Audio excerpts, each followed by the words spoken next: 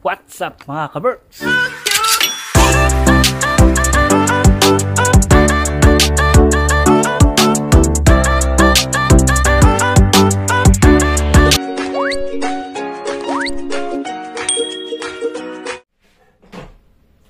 Good morning Finland, good morning Philippines, at sa ibang lupalop ng mundo.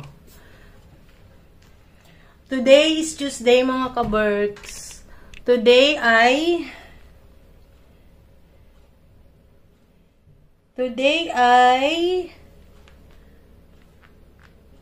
ayan, September 9. Today ay September 9 mga kaberks.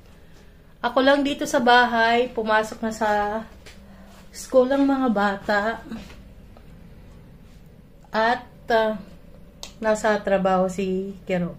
Namamaga yung aking mga kaberks. Lower lip. Tumubo yung tagyawat dito. Masakit.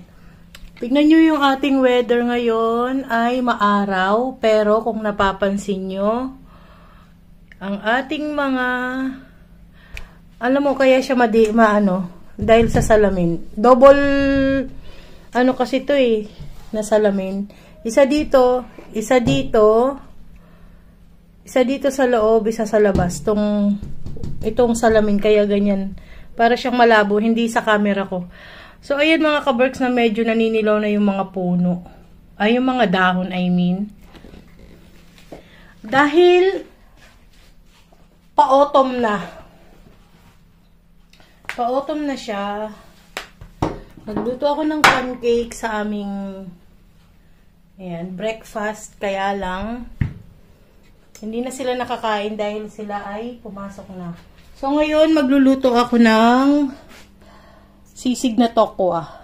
Hindi ko alam kung sisig yan or basta gagawin ko siyang may style sisig. So, ito ay na-slice ko na tokwa.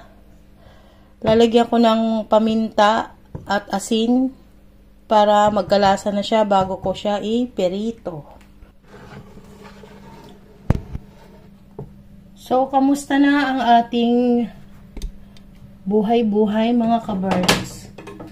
Kumusta na ang Pilipinas?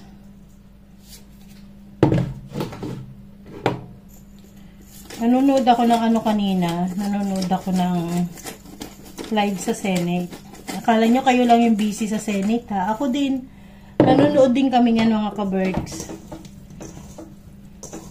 Siyempre, kailangan din nating maging, anong tawag nito? Kailangan may balita din tayo sa nangyayari dyan sa Pilipinas. Medyo marami ito, pero pag naluto ito, kaunti lang. So, ito ay igaganyan ko lang siya yan. Tapos, papagulungin ko sa cornstarch para maging crunchy siya. Lalagyan ko ng konting magic.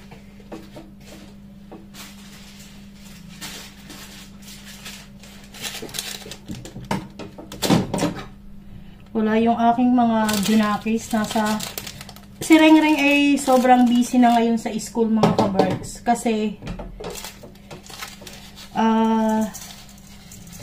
diba culinary yung yung course niya.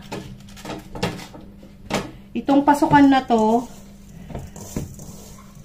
na siya, tapos na siya sa kitchen nung nakaraang pasukan. Ngayong bagong pasukan, sabi niya, nagka-cashier na siya at saka sa service. Yung parang sa waitress.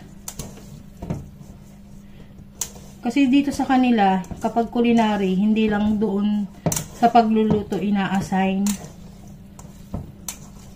Pati doon sa pagka-cashier. Tsaka sa service mismo. Kaya busy na siya. Ilang oras siya sa school. Mas maaga siyang pumapasok. Ngayon, compare sa last year nung school nila. Ngayon, ang pasok niya is to 3. Pagdating niyan galing sa school, pagod na pagod siya kasi nakatayo sila maghapon. Nakakapag-break lang siya. Sabi niya nakakapag-break lang daw siya. Every 2 hours, meron silang break time na 10 to 15 minutes. Yun lang yung time na pwede siyang umupo. Mag-relax, ganun. Coffee.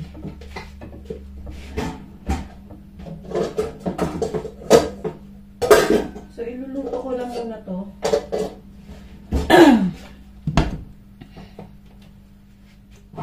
Kainit lang ako ng mantika. So, meron ako ditong cornstarch, mga kaberks. Ayan. Tapos, itong ating tokwa. Itong ating tokwa ay papagulungin lang natin dito bago ko siya ipirito. Ganyan lang siya.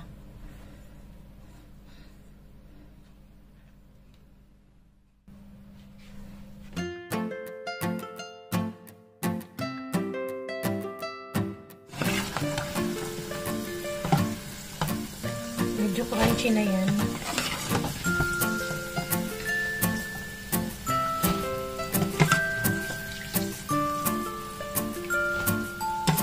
After 5 minutes, mga ka-birds.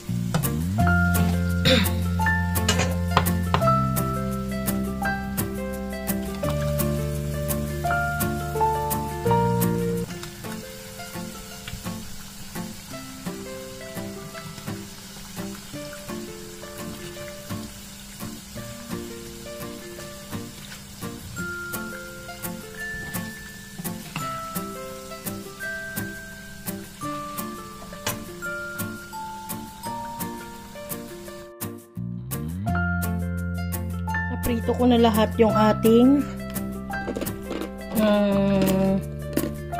tokwa. Yung iba naprito ng husto kaya crunchy. Ano, ang ganyan yung pagkaprito, di ba? Naririnig niyo bang umunguya ako? May ibang malutong. So, igigisa ko siya ng sibuyas bawang muna.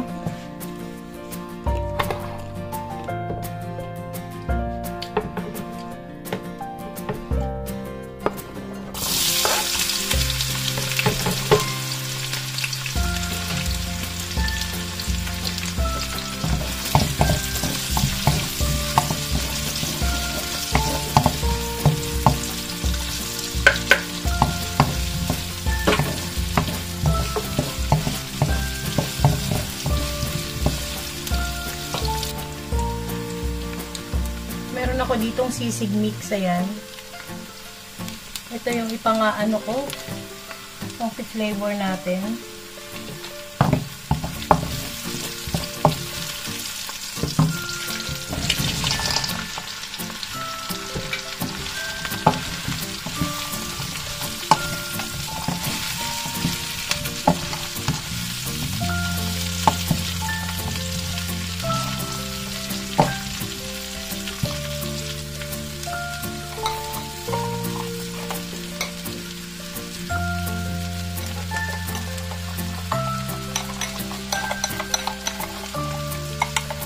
Ilusaw ko muna yung ano dito.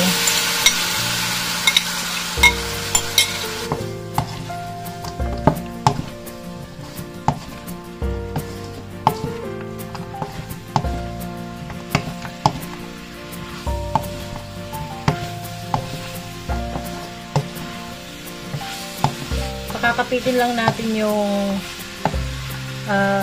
sisig mix.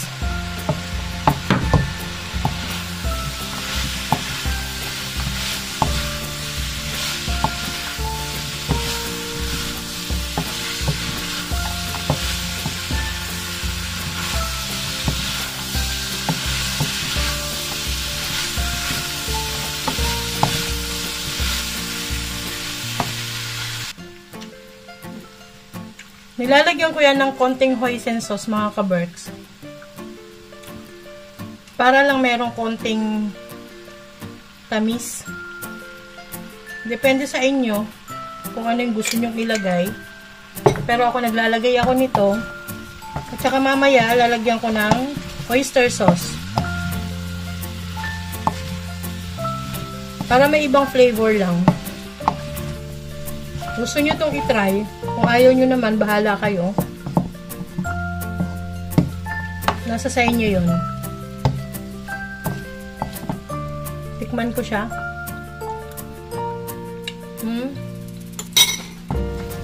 Maasim-asim na manamis-namis.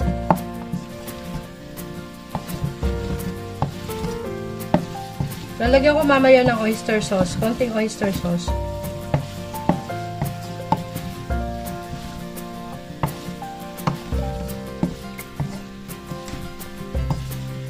Lagyan ko ng konting oyster sauce. Konti lang.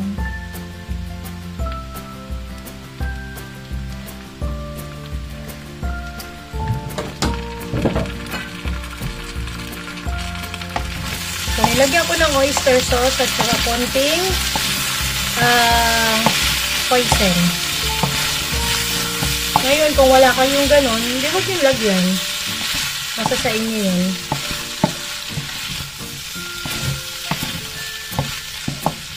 Ang bango. Lalagyan ko to ng isang konti pa mga kaberks.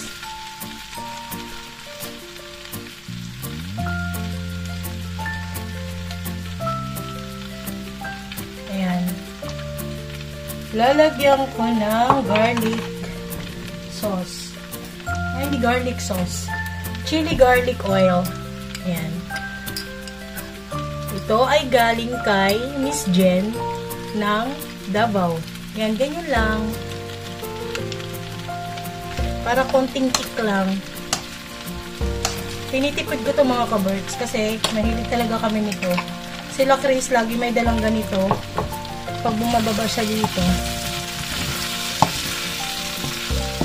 Konting ano lang yan kasi kumakain si Sam ng ganito tokwa. Puro tokwa lang to, walang baboy. Tapos saka ko siya lalagyan ng mayonnaise.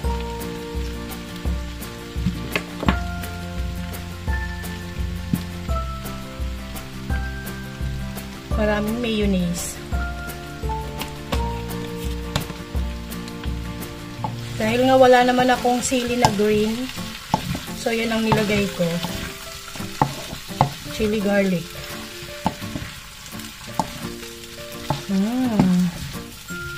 Ang bango mga kaberks. So, nandito na si Kiro. Kakain na kami. Pero bago ang lahat, titikman ko muna yan.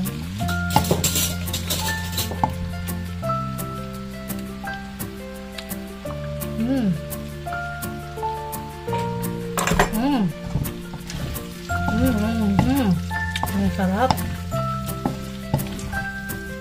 So, okay na to mga kaberks. Dagdagan ko lang ng konti pang mayonnaise.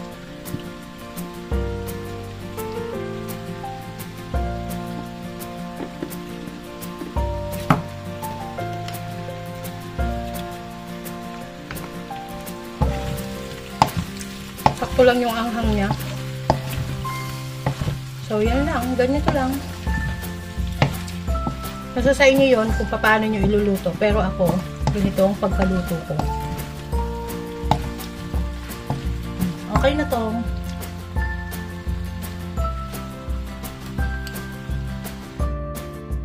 Partner ng ating tofu ay meron ako ditong okra. Ipiprito ko na lang to.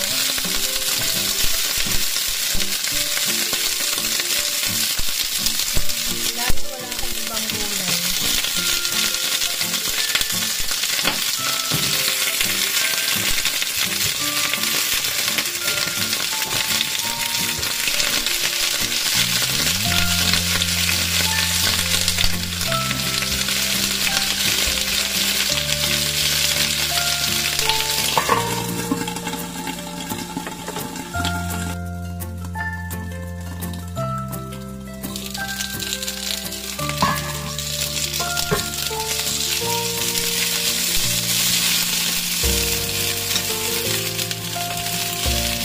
na pang half cook lang.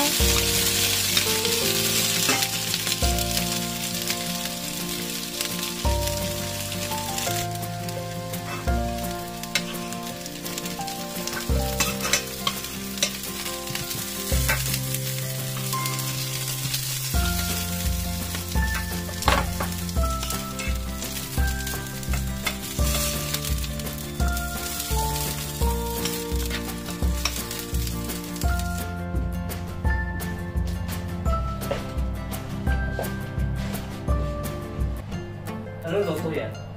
Sige po po. Kain tayo mga ka-Berks.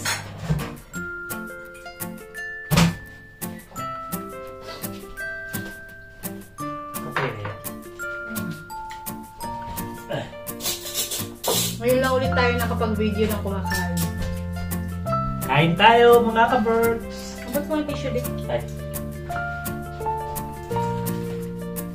Walang ang dami ng kanin ko. Ulam natin mga ka-Berks ay nilagang okra. Yan. Pinirito ko yan. Prito pala, prito.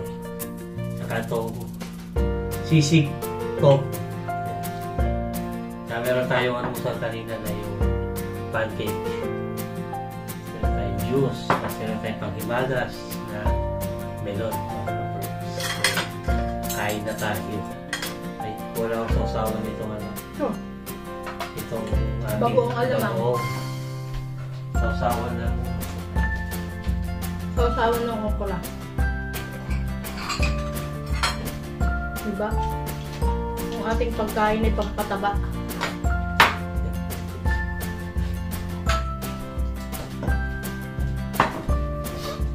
usok-usok pa kasi panahon ngayon mga ka-Berks, may maaraw dito sa amin. Sarap ng ano tokwa. Ulam natin tongkol saka pritong okra. Shoutout sa mga mahilig sa okra dyan. At shoutout sa mga hindi kumakain ng okra. Sarap. So, second bite, okra mga ka-Berks ha. Walang daya yan ha. Siring-ring din paborito to. Okra. Marami tayo.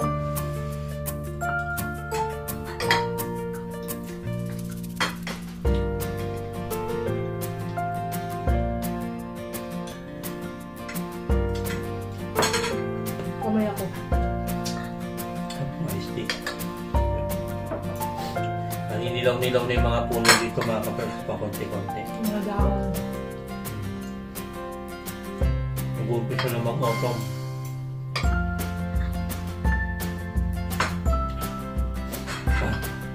Unti-unti nang lumalamig. Minsan malamig, minsan hindi. Pero sa umaga, kailangan pa ng jacket kasi malamig.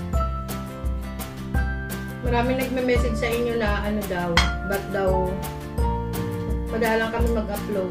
Pagka ganun mga ka-Berks, busy kami sa trabaho. Pagka ganun po, hindi kami nakapag-upload. Alam niyo na mga Busy kami.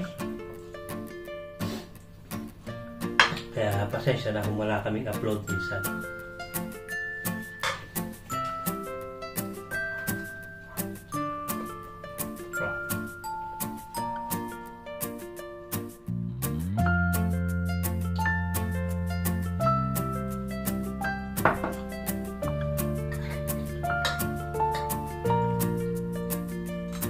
Kain muna kami kasi papasok na kami.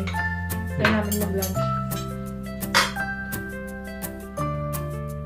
Karating ko lang galing ako sa agad. So, kain muna. Mamaya, Pasok na kami. Past 12 na. ready na kami. Pasok na kami sa amin. Sa punja. Ang panggalit.